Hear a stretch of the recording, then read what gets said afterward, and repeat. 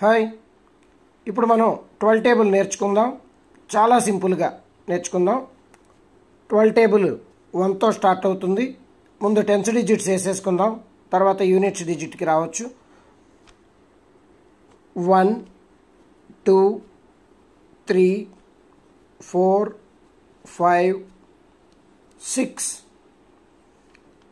7 8 9 10 11 12 ఇలా పైన 6 కింద 6 ఇలా 12 బాక్సులు ఉన్న డ్రాయింగ్ డ్రా చేసుకుందాం.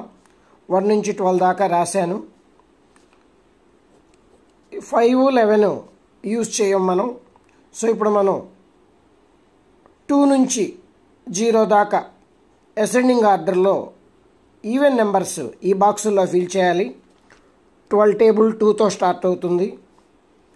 2 తర్వాత సరి సంఖ్య ఈవెన్ నెంబర్ 4, తర్వాత 6, తర్వాత 8, తర్వాత 0.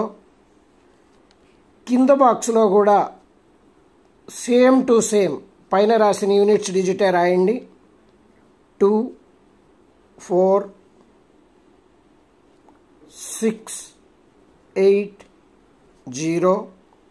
So 12 table ready.